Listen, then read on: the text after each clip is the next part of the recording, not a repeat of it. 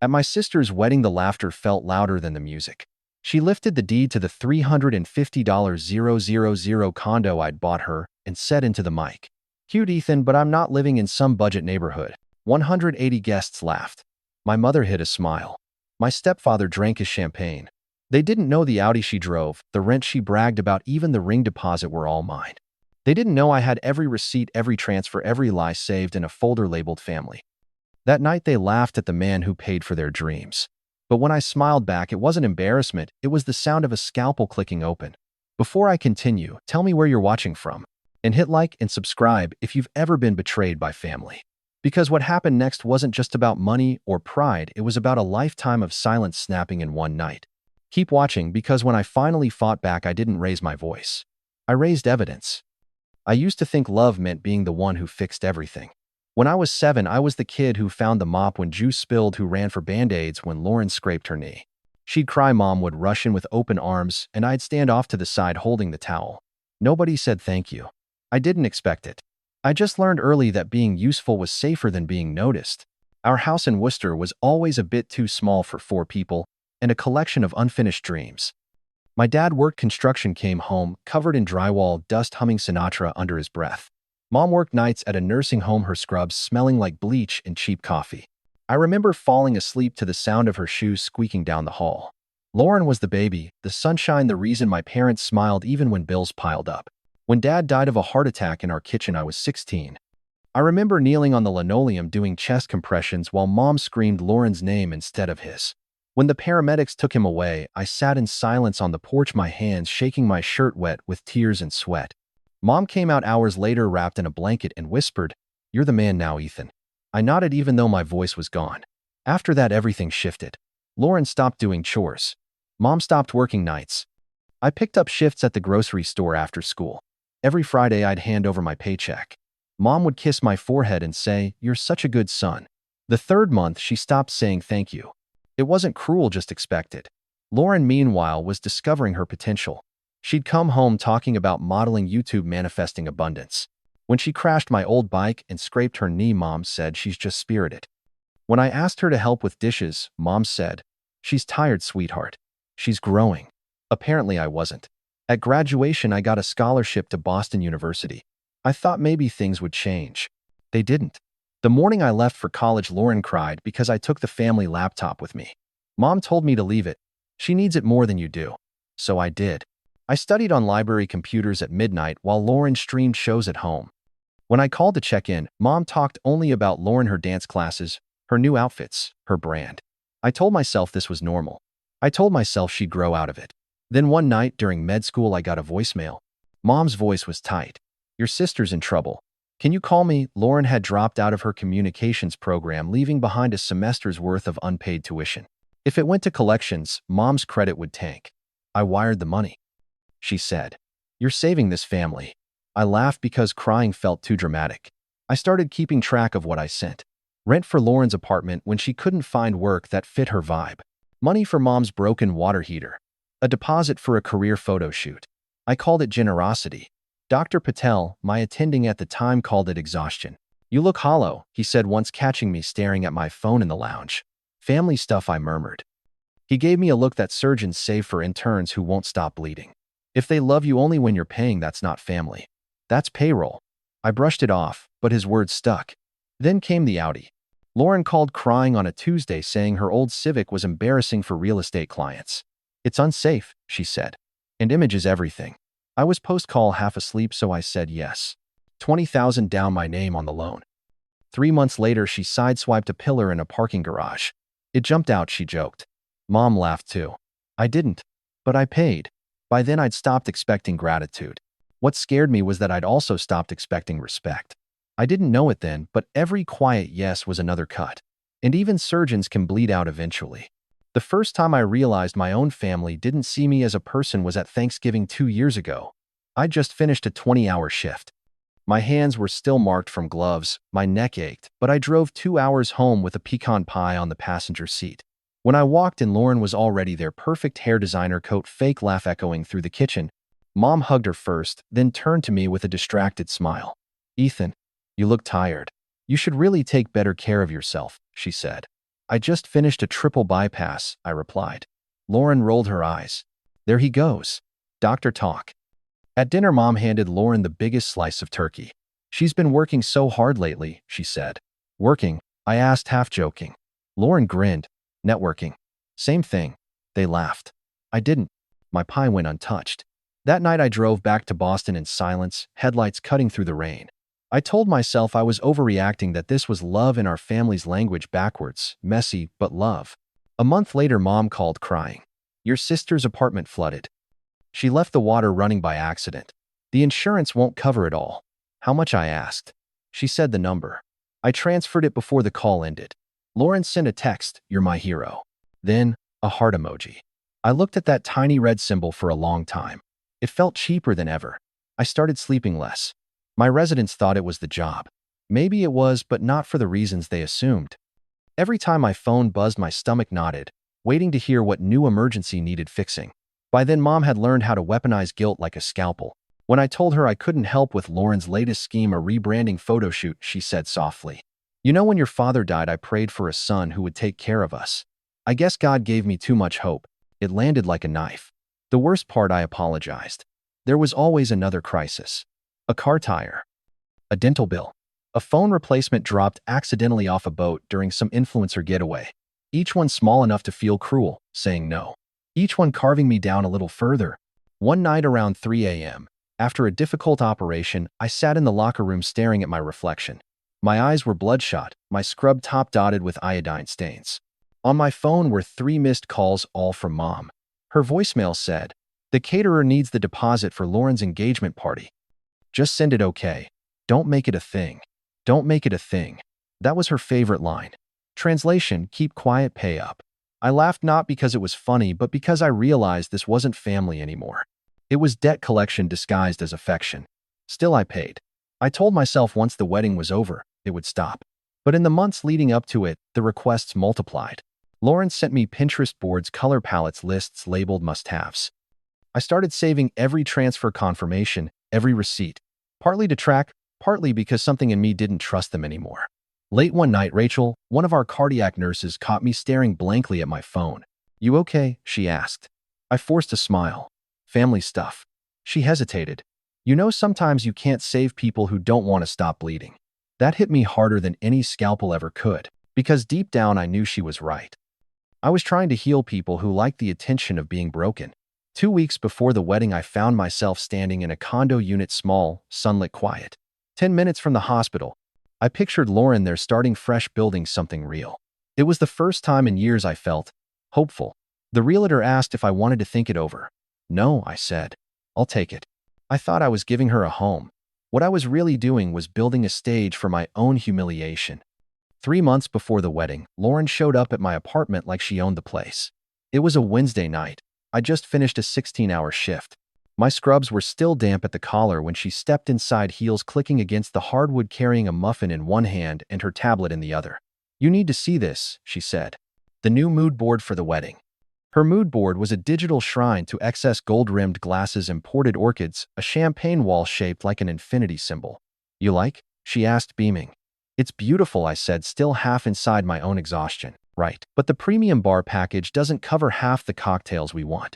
The planner says it's $6,000 more. You'll help, right? It's your only sister's wedding." My pager buzzed. "Another patient, another emergency." "I'll think about it," I said. She laughed, breezy. "Don't think too hard. You know, Mom says stress gives you wrinkles." And just like that, she left the muffin untouched and my apartment filled with the faint smell of her perfume. That night, I wired the money. Not because I wanted to, but because I didn't know how to stop being the fixer. Weeks passed and each one came with a new update. The florist invoice ballooned. The venue needed another deposit. Evan's tuxes hadn't been fitted yet because, as Lauren put it, he's being cheap. Mom called one night while I was dictating post-op notes. "Don't be difficult," she said. "Lauren's wedding is a once-in-a-lifetime event.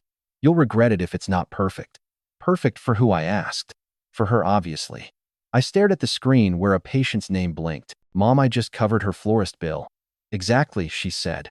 "And she's grateful." But Lauren never said the words. Instead, she sent a photo of a champagne fountain with the caption, "We're manifesting luxury." A few days later, I got an email from my bank about a new charge, $4,200 to a wedding planner. I didn't authorize it. When I called, the planner said, "Oh, Miss Parker said to use the card on file." The card she meant was the one I'd used years ago to help her rent an apartment. I called Lauren. "You can't do that," I said. She laughed. "Relax. It's not like you're broke. You're a surgeon. It's pocket change." "It's theft," I said flatly. "Don't be dramatic." Her voice had that sing-song edge that used to charm our teachers and now just scraped against my nerves. "You always come through. It's kinda your thing." When I hung up, I realized my hands were trembling. I hadn't felt that since my first solo operation. That night, I opened my laptop and pulled up the spreadsheet I'd started years ago. I began logging everything: dates, transfers, amounts. It wasn't about money anymore, it was about remembering what I'd given and what they'd taken. 2 months before the wedding, Evan invited me out for a beer. We sat at a corner booth under neon light. He looked like a man halfway between pride and panic. "She's excited," he said, picking at the label on his bottle. "But it's getting big. I mean, she told her followers it's going to be the wedding of the year." I raised a brow. "Followers? Yeah, she's been filming everything. Sponsorships, partnerships. She mentioned you were buying us a place in the city." I froze. "She said that?" He nodded. "Said it was your gift. Honestly, I told her we didn't need that. But she said, he'll do it. He always does." The words settled in like ice. That night, I scrolled through Zillow until I found the condo solid, quiet, humble. I bought it the next morning. Not because she asked, but because I wanted to believe I could still do something right. I didn't tell anyone. When I closed the deal, the agent smiled. "You're doing something good," she said. I almost believed her. Then came the late-night texts. "Can you do $3,000 for the open bar upgrade? Mom says the photographer raised his rate. Can you handle it? Evan's parents covered the cake, so you're up next." I stopped replying. For the first time in years, I left her on red. At 1:15 a.m., Mom called. "Don't ruin her mood before her wedding," she said. "You can afford it." "Mom, I'm tired of this," I said quietly. "You know how many times I don't want excuses, Ethan. You're family. Family gives." And that's when I realized in our family, giving wasn't love. It was currency. The next day, I transferred the final wire for the condo, printed the deed, and placed it in a black folio. It felt like closing a wound. Or maybe it was just cauterizing it. 2 weeks before the wedding, the tension in my chest felt like a constant heartbeat under my ribs, steady, sharp, impossible to ignore. Every time my phone lit up with Mom or Lauren, my pulse spiked like a defibrillator shock. That Sunday, I was dictating a post-op note when my mother's name appeared again. I let it ring twice before answering. "Ethan, what did you say to your sister?" I exhaled. "Good morning to you too." "Don't start," she said. "She's crying." "You told her no again, didn't you?" I told her, "I'm done paying for everything." There was silence, then a sharp inhale. "You sound like your father." That was the one sentence guaranteed to land like a slap. My father, the man who worked himself to death and left us with more debt than memories. In our house, calling someone like Dad was an insult, not a comparison. "Mom," I said slowly, "I'm not doing this right now." She sighed dramatically. "Lauren is under stress. You have no idea how hard this wedding is for her. Be the adult, Ethan. God blessed you with more. It's your duty to share it." "I've shared enough," I said and hung up. That night, I slept 3 hours. When I woke, the indent of my phone was still on my palm, as if the weight of their expectations had pressed itself into my skin. The next day, Lauren posted a new Instagram story, a sparkling video of her trying on her wedding dress. The caption read, "Manifesting love, abundance, and my doctor brother's generosity." I stared at the screen until my coffee went cold. Hundreds of likes rolled in. Comments like, "Goals and get that bag, queen." The last one made me laugh, bitter, hollow. Later that week, Evan texted. "Need to talk." Alone. We met at a quiet pub near the hospital. He looked exhausted, the way people do when they've been holding someone else's ego up too long. "I didn't know how bad it was," he said. "Lauren's got a list, like literally titled, 'Ask Ethan.' It's everything. Photographer, decorator, open bar, even her ring upgrade." I blinked. "She wrote that down." He nodded. "With checkboxes. Your mom's initials are next to some of them." For a moment, the noise of the bar faded. I could hear only the faint hum in my ears, the sound of humiliation breaking through restraint. Evan rubbed his temples. "I shouldn't be saying this, but she talks about you like you're—" He hesitated. "Her personal credit line." I didn't answer. I didn't have to. When I got home, I opened my laptop. The spreadsheet stared back at me, neat and cold. I scrolled through line after line: rent, transfers, tuition payments, Audi insurance. Every click of the mouse felt like a heartbeat. That night, I created a new column: reason given. Next to every number I wrote their words. You're the man now. It's her only wedding. Don't make it a thing. By the end, the document looked less like accounting and more like an autopsy. 1 week before the wedding, Lauren came to the hospital again. She caught me between surgeries, lipstick, perfect hair blown out, like she'd just stepped off a magazine shoot. Evan says you're being weird, she said. You're not having second thoughts about the condo, are you? I stared at her. How do you even know about that? She grinned. Please. Mom can't keep secrets from me. My throat tightened. That was supposed to be a surprise. She shrugged. Surprise me with something better then. That neighborhood's beneath me. Something inside me went very still, that terrifying calm before a surgeon cuts. Lauren, I said quietly, do you even hear yourself? She smirked. Don't be dramatic. You always make everything about you. I could have said 1,000 things about the hours, the loans, the blood under my nails. Instead, I said nothing. I just watched her walk away, her heels clicking down the sterile hallway like gunfire. That night, Rachel found me in the on-call lounge. You okay? She asked, handing me a cup of coffee that smelled stronger than mercy. I forced a smile. Family stuff. She studied my face for a moment. You look like a man preparing for surgery without anesthesia. I laughed quietly. Maybe I am. Rachel hesitated. Whatever it is, you know, boundaries aren't cruelty, right? I looked at her. Tell that to my mother. When she left, I sat there listening to the hospital hum through the walls, monitors, beeping wheels, squeaking life being stitched together inch by inch. Out there, I was the man who saved hearts. In my family, I was just the man who paid for them. 2 nights before the wedding, at 1:07 a.m., my phone buzzed. A message from Lauren. Can you cover the honeymoon car? The Q8 has massage seats. We'll pay you back after the trip, promise. I typed one word. No. Seconds later, she replied, you're so dramatic. 5 minutes after that, Mom called. Send it, she said. No, hello. Don't ruin her day. I'm not sending a dime. Ethan, she said, her voice sharpening, don't turn cold. You know how your sister is. She's sensitive. So am I said. She didn't answer. The silence between us stretched so long I could hear my own heartbeat. Then she hung up. For the first time in years, I didn't feel guilty. I felt awake.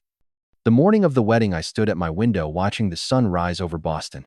I sipped my coffee, still hot this time, and looked at the black folio on my table.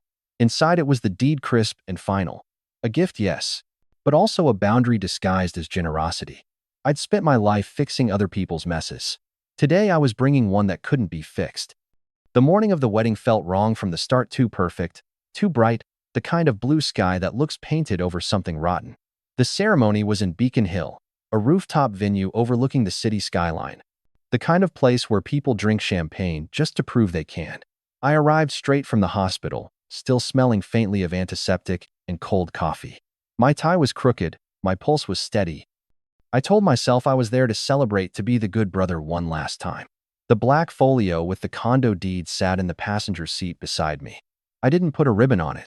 A deed doesn't need decoration. The rooftop buzzed with small talk and polished laughter. Lauren looked exactly how she wanted to look, flawless, glowing, rehearsed. Evan stood beside her like a man who'd signed a lifetime contract without reading the fine print. Mom fluttered around in a blush pink dress, orchestrating everything with soft authority. Ethan, she said, pulling me into a brief hug that smelled like hairspray and champagne. You look handsome. Try to smile. Okay, this is Lauren's day. It always was. The ceremony itself was fine, pretty forgettable. The kind of love story people post about for 2 weeks before moving on. But the reception, that's where the air shifted. The band was playing something jazzy, waiters glided between tables, and the string lights overhead cast everything in gold. Then the MC tapped the microphone. Ladies and gentlemen, he said, before we begin the speeches, we have a very special gift from our very special guest, Dr. Ethan Parker. Applause. My stomach turned.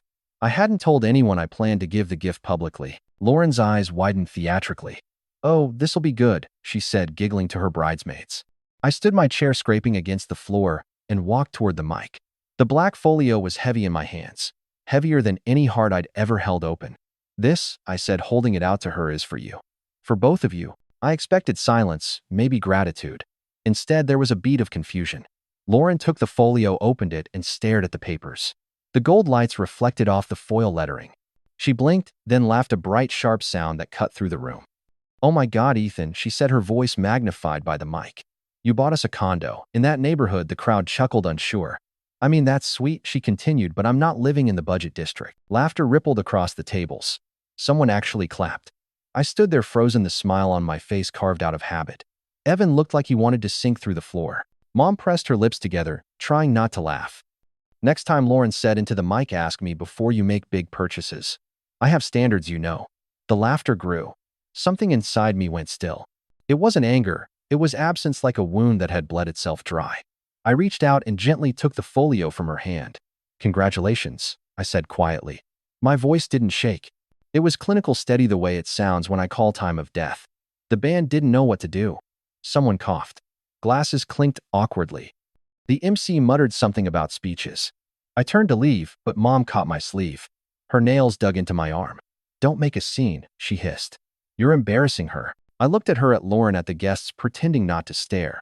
I'm embarrassing her, I said softly. Of course, she snapped. We'll sell the place and use the money towards something more appropriate. You can help with the difference later. For now, smile. Smile. That was the command I'd obeyed all my life. So I smiled, but it wasn't the old kind. It was small, cold, surgical. When the toast started, my uncle stood and called me the rock of the family. Everyone laughed like it was true. Lauren leaned into Evan and whispered something that made him flinch. By the time the band started playing again, I had made my decision. Lauren cornered me by the donut wall later, her lipstick smudged, her champagne glass half empty. You really blindsided me, you know, she said. That neighborhood. Did you even check with me? It's safe, I said. It's paid off. She rolled her eyes. Evan's clients would laugh if they saw us living there. Just sell it. Give Mom the check and we'll find something better. You're good with paperwork, right? I stared at her, the woman who once called me her hero, now treating me like a broken ATM. Lauren, I said, I'm done. She laughed like I was joking. Done with what? Funding this, I said, gesturing to the chandelier, the flower wall, the champagne tower, all the things I'd quietly bankrolled. The rent transfers stopped tonight. The Audi comes back to me. Everything you owe, we'll settle in writing. Her smile faltered. You're being cruel. No, I said. I'm being clear. Mom appeared beside her, voice sweet but sharp. Ethan, please. Not here. You're upsetting everyone. You're right, I said. Let's step outside. Through the glass doors, the valet waited, holding the keys to the Audi. I turned to Lauren. Keys, I said simply. She froze. What, the car? It's in my name, my insurance. You can hand me the keys, or I'll call the dealership in the morning. Evan's hand tightened around his glass. Lauren, just. She snapped. Stay out of this, then turned to me. You wouldn't dare. I held out my hand. Try me. For a long moment, she stared, her jaw trembling. Then she dug the key fob out of her clutch and slapped it into my palm. You'll regret this, she hissed. Maybe, I said, sliding the fob into my pocket. But not tonight. Mom's voice rose behind me, shrill and breaking. You will apologize, Ethan Parker. You will not destroy this family's image. I looked back at her. You did that for me years ago. And with that, I walked through the open doors into the warm night air. The city lights shimmered like anesthesia, blinding and strangely calm. Behind me, music resumed. Laughter picked up again, too loud, too forced. I imagined them pretending I hadn't just peeled back the illusion. As I got into the Audi, I caught my reflection in the window, tired eyes, clenched jaw, but calm. For the first time, I didn't look like their provider. I looked like someone finally free. When I got home, the world felt strangely quiet. The city's usual noise, sirens, laughter, the hum of tires on asphalt sounded distant, almost peaceful. I parked the Audi in my garage and stood there for a while staring at it. The car gleamed under the single overhead light, perfect and hollow, like every gift I'd ever given that meant nothing. In my apartment, the clock read 1:07 a.m. My phone buzzed. One new notification, one unread message. No caller ID. I opened it. It was a photo of a white envelope sitting on my doorstep. My name written in neat block letters. When I went to check, it was exactly there, no return address, just my name. Inside was a handwritten note and a small stack of printed emails. The handwriting belonged to Evan. Ethan, this is from me, not from Lauren. I didn't know about the rent, or the Audi, or that Ask Ethan list. She kept a spreadsheet with every expense you covered. There's even a line under future goals that says, Condo, maybe if I cry. I'm sorry for what happened tonight. You didn't deserve it. Evan, underneath were screenshots, group chats, emails, forwarded messages from my mother to vendors. Send it to Ethan, he loves to feel needed. He'll pay faster if you copy me. Every lie I'd swallowed was now printed in black and white. I didn't cry. I didn't yell. I just sat at my kitchen table, the city lights flickering across the floor, and opened my laptop. The spreadsheet I'd kept for years blinked at me, proof of every quiet rescue, every withdrawal dressed as love. For once, I didn't feel tired. I felt focused. I drafted an email to my lawyer, attached the spreadsheet, and wrote, "Please begin formal repayment proceedings. Include vehicle retrieval, loan documentation, and property deed protection." Subject line: family. They thought I'd been humiliated. They thought I'd walk away quietly. But they just handed a surgeon the cleanest incision point imaginable. If you've ever been the one holding everything together while everyone else takes you for granted, this part is for you. You are not cruel for setting limits. You are not selfish for protecting your peace. Sometimes walking away isn't revenge, it's recovery. Hit like and subscribe if you've ever been the fixer, the provider, the silent one who finally said enough. Because stories like this aren't just about betrayal, they're about rebirth. And trust me, mine isn't over. Not by a long shot. The next chapter, that's when I stop saving them and start saving myself.